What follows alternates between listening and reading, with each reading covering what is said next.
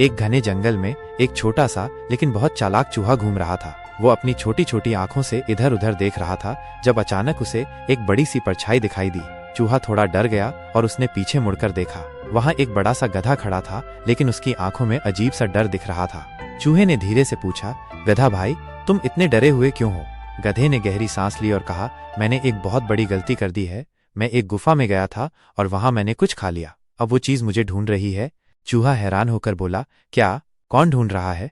गधा और भी घबरा गया और बोला, एक अजीब सी ताकत। जैसे ही मैं गुफा से बाहर आया, मुझे अजीब अजीब आवाजें सुनाई देने लगीं। चूहा और गधा दोनों डरकर तेजी से भागने लगे। भागते भागते चूहे को एक पुराना पत्थर दिखाई दिया जिस पर कुछ लिखा हुआ था। चूहे ने पत्थर को पढ़ा, जो भी इस गुफा से कुछ चुराएगा उसे तब तक शांति नहीं मिलेगी जब तक वो उसे वापस नहीं लौटा देता। गधा रोने लगा, अब मैं क्या करूं? मैं इतना ताकतवर हूं, लेकिन इस परेशानी से नहीं लड़ सकता। चूहे ने थोड़ी देर सोचा और फिर उसे एक उपाय सूझा। उसने गधे से कहा, तुमने जो कुछ भी खाया है उसे वापस गुफा में रख दो, फिर देखो सब ठीक हो जाएगा।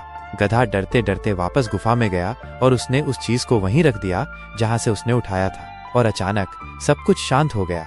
धुंध गायब हो गई, पेड़ों की सरसराहट रुक गई और वो डरावनी आवाजें भी बंद हो गईं। गधा खुशी से उछल पड़ा, वाह, मैं बच गया। चूहा मुस्कुराया और बोला, देखा, ताकत से ज्यादा दिमाग काम आता है। गधे ने सिर हिलाया और कहा, तुम बिल्कुल सही कह रहे हो दोस्त। अब से मैं हमेशा दिमाग से काम लूंगा। इस कहानी से हमें ये सीख मिलती है कि ताकत से ज्यादा दिमाग जरूरी होता है।